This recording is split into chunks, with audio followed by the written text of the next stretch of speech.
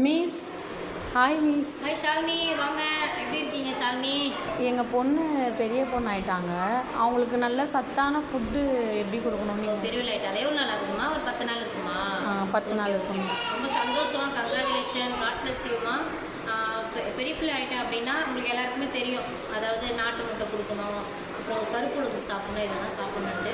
நான் ஒன்று தயவுசெய்து நான் சொல்கிற விஷயம் என்னென்னா, உங்கள் பொண்ணுக்கு மட்டும் கிடையாது, இதை பார்க்குற ஒவ்வொரு நபருக்கும் நான் சொல்கிறது என்னென்னா, மாதம் பெண்கள் வந்து நம்ம பீரியட்ஸ் ஆகும். அது வந்து எப்பவுமே 6 நாளைக்கு யூட்ரஸ் எப்பவுமே ஓப்பனில் இருக்கும். நிறைய இப்போ நீங்கள் பார்த்துருக்கீங்க கேன்சர், அது அதிகமாக யூட்ரஸ் கேன்சர் தான் வருதுன்றாங்க. அது காரணம் என்னென்னா, நம்ம ஜங்க் ஃபுட் நிறைய சாப்பிட்றது.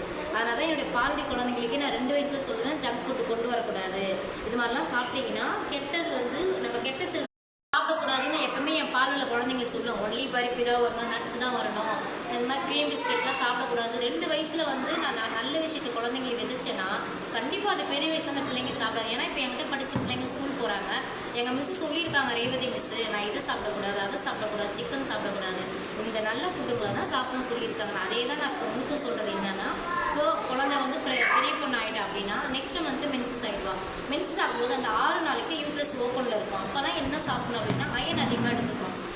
ஒரு கைப்பிடி முருங்கைக்கீரை, ஒரு கைப்பிடி கருவேப்பிலை, இது ரெண்டுத்தையும் நல்லா மிக்சியில் அரைச்சிட்டு 2 சொட்டு விட்டமின் சி, அதாவது லெமனை 2 சொட்டு ஊற்றி அது குழந்தைங்க குடிக்கணும். ஒரு நாளைக்கு அதை கொடுங்க.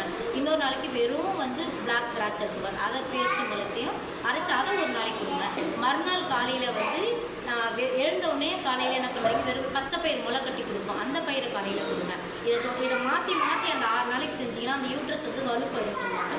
ஏன்னா குழந்தைங்க வந்து மாதம் பீரியட்ஸ் ஆகும்போது தொட வலிக்கும்னு சொல்லுவாங்க, லெக் பெயினாக இருக்குது, பேக்கில் இடுப்பு வலிக்குதுன்னு நினைக்கிறேன். அப்போ கருப்புழுந்த மிக்சியில் நல்லா, அது நிறைய நீங்கள் யூடியூப்பில் பார்ப்பீங்க. இது எப்பவுமே சொல்கிறாங்க, தயவுசெய்து நினைக்காதீங்க. இப்போ இருக்கிற ஜென்ரேஷனுக்கு 10 வயசுக்கு குழந்தைங்க பெரிய பிள்ளைகிறாங்க. அதனால் இப்போதுலேருந்து இதெல்லாம் நீங்கள் கொடுத்தீங்கன்னா வருங்காலத்தில் குழந்தைங்க கண்டிப்பாக அவங்க நல்லா இருப்பாங்கன்ற ஒரு நம்பிக்கை எனக்கு இருக்குது. அதனால் இதை கரெக்டாக ஃபாலோ பண்ணுங்கப்பா. God bless you. சிக்கன் தயவு செய்து கொடுக்காதீங்க. தேங்க்யூ.